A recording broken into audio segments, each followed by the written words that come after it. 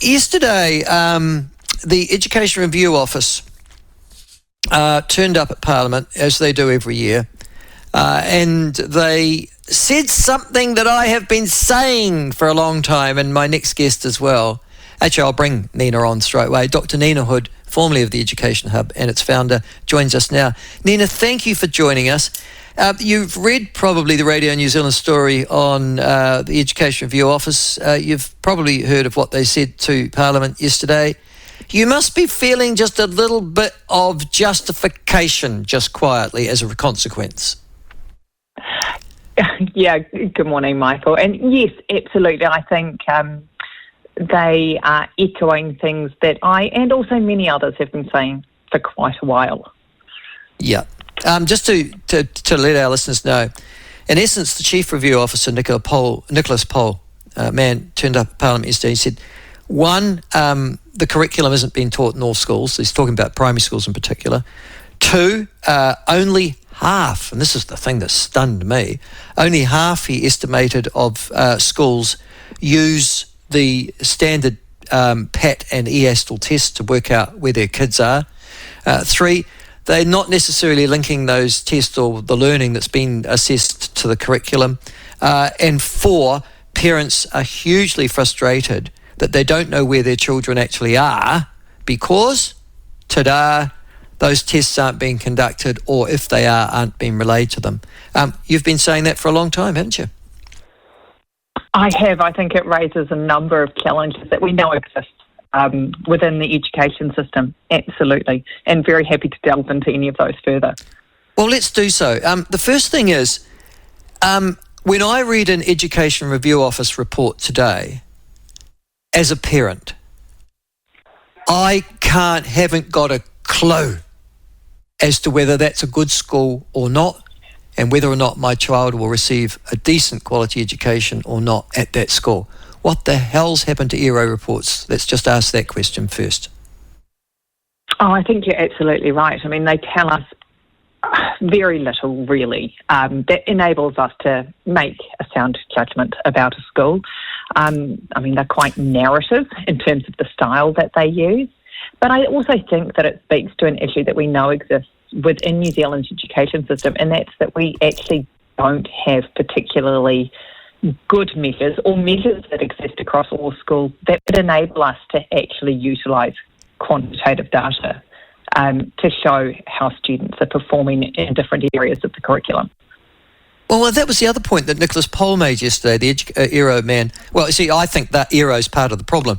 But, you know, here they are, they've identified what the problem is, but ironically, you don't see them ever sharing that in the ERO reports they have of the individual schools. Like, for example, although he made these comments yesterday, and I'll quote them to you directly, we've got national tools, he said yesterday, like PAT, P-A-T, and EASTL, which give you a good insight into a kid's education and learning. But around half the schools are using those tools, the others aren't. Parents are hugely frustrated with where does my child actually sit and what should be going on. That's the direct quote that he made to the select committee. Nina, the thing that strikes me is they know this, so don't you think they'd be holding schools in their ERO reports to account for not doing this? Well, absolutely, you'd want them to be. I mean, one of the first things I would be doing if I was going into a school as an ERO inspector saying, can you please show me your data on how students' learning is going? How are you unpacking that data? What is it showing you? And also, most crucially, what is the school doing as a result of those data that they're collecting? But I think, you know, it does speak to an issue we know exists within New Zealand schools, and that's that there is a real reticence to engage with data in many schools or to engage effectively with it. And that also came out in one of the things from that ERO report is that even the schools that are using those tests like PAT and EASTL, many of them aren't effectively using them to actually drive teaching and learning in the school. So a test is good, but it's only really good if you use it to say, okay, well, this is where our students are at, and so therefore this is what we need to focus on next in our teaching.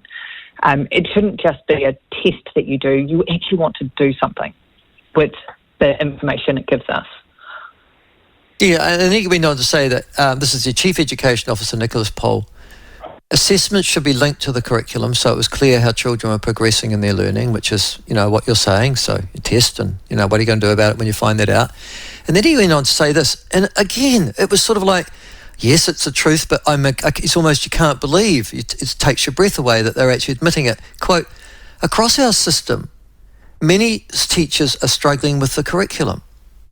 If you think of the primary school, you're teaching across 8 key learning areas. That's a lot of information.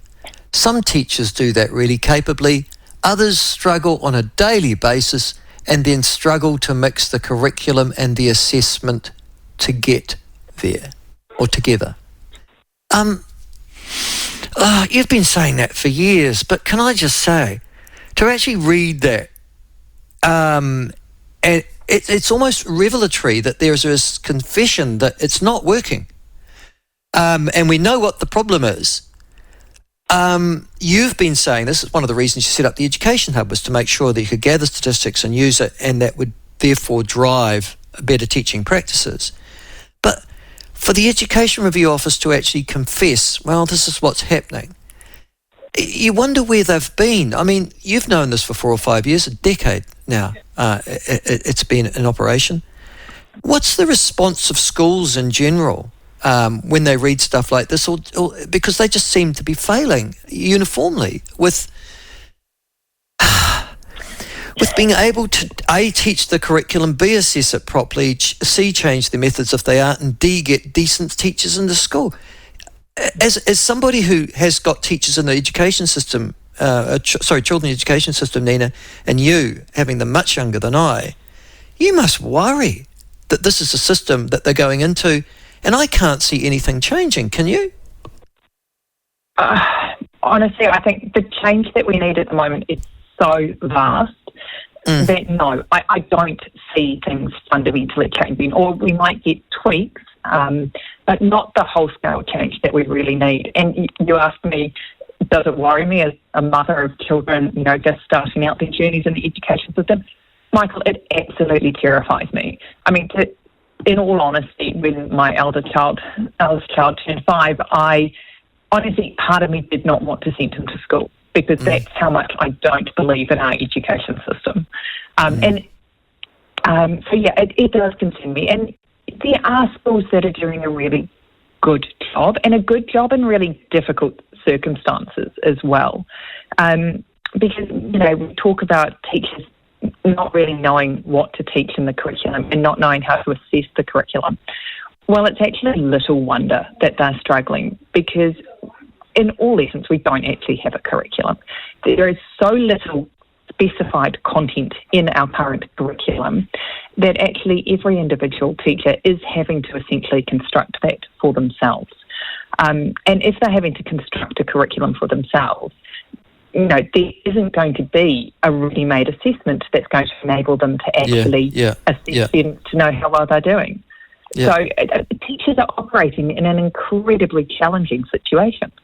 Can you explain to me, because you've been in this system much longer than I and much more intimately, can you explain to me and everybody else that's listening, particularly those with children and grandchildren of school age, how did we get into this situation? Because those of us of a certain generation remember a curriculum, we remember it being uniform, we remember pretty uniform tests, we knew where we were, not just in relationship to our classmates, but generally nationally, and our mums and dads knew too.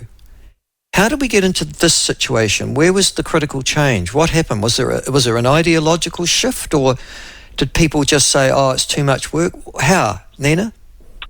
Yeah, so there was an ideological shift, and that sort of really started to come in about 20 years ago. But I think if we want to pinpoint a specific date, we're going to look at 2007, because the new curriculum, so the current curriculum we have, was introduced in 2007. And that was a really pivotal point, because that's when we moved from a curriculum that was still specifying content that students were going to learn. And some people would argue that, that previous curriculum, the 1993 curriculum, didn't have enough in it.